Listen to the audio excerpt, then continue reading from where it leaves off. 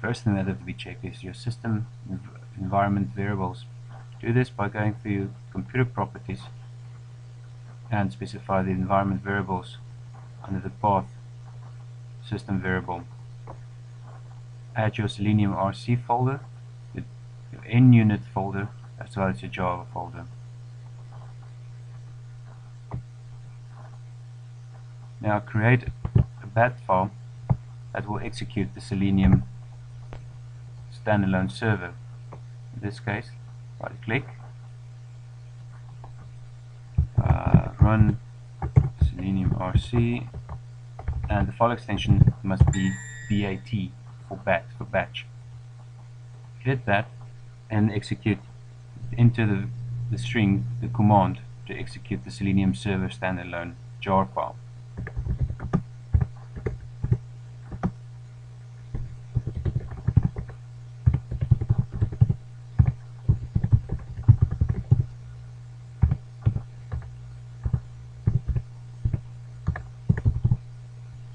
Save it, and just to double check, execute it and see if it runs.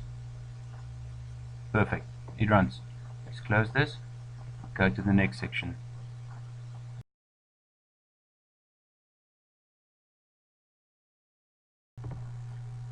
Start Visual Studio, create a new project, empty project, name your project. In this case, I'm calling it SeleniumRC demo in unit. Now the first thing we have to add is the references to the Selenium libraries, as well as the system libraries, as well as the NUnit libraries.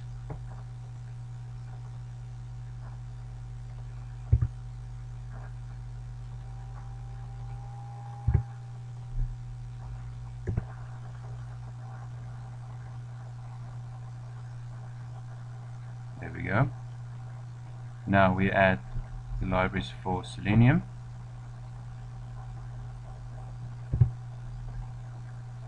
Using the .NET Client Driver 1.01, and we add the ThoughtWorks Selenium Core, Integration Test, and Unit Test.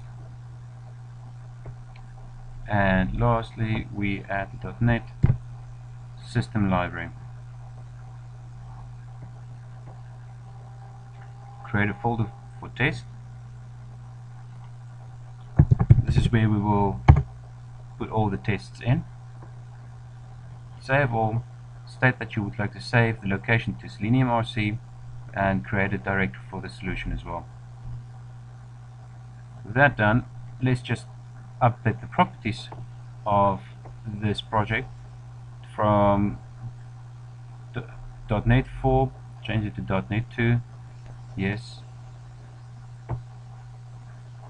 and the output type is class library.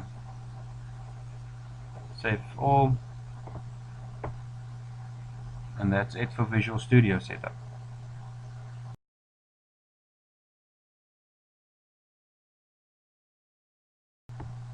We have to create a basic test. For that, let's go to Firefox, Tools, Selenium IDE, go to Google,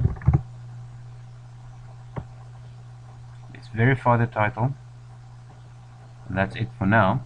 Stop the test recording in Selenium IDE, and we export the test. Let's just name this test case first. Properties, SeleniumRC demo in unit, Google check. Export this test case as C#.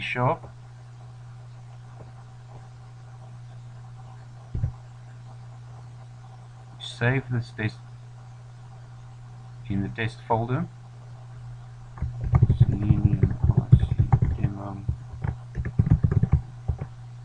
Google check.cs. Right, that's it for the basic test. No, we don't want to save that. Alright, we have prepared a basic test.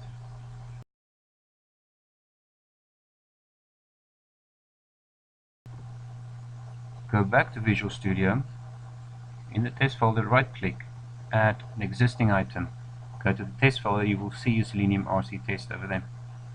Import that, open it, just change the browser from Chrome to Firefox, save.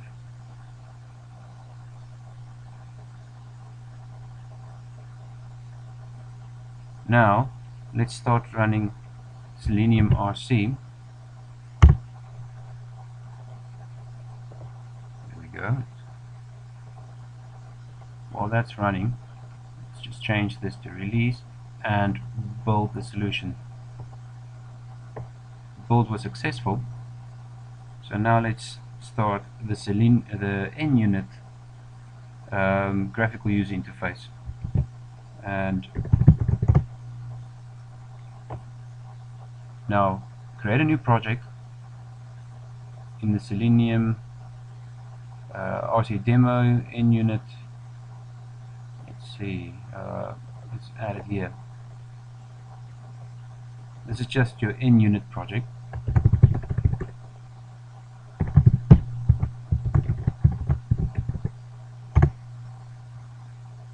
On the project, add the assembly.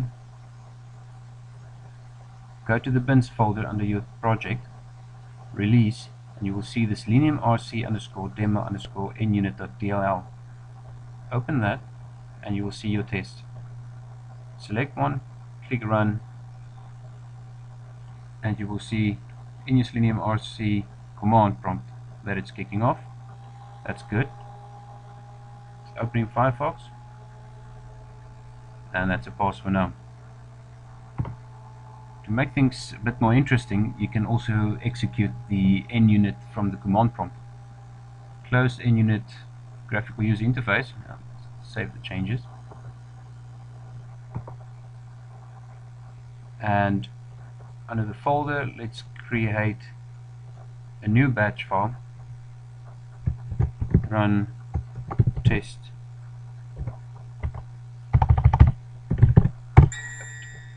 Yes. Edit that and enter the command line prompt.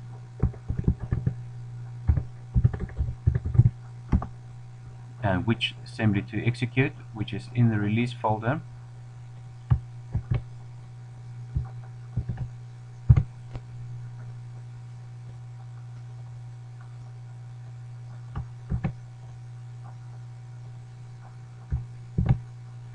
Save this.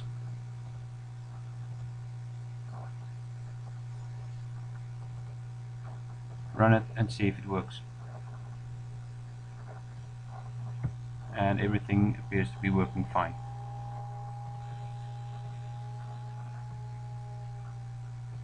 There's your test result as well. And that's it for preparing an environment for SeleniumRC in Windows and running it on nunit.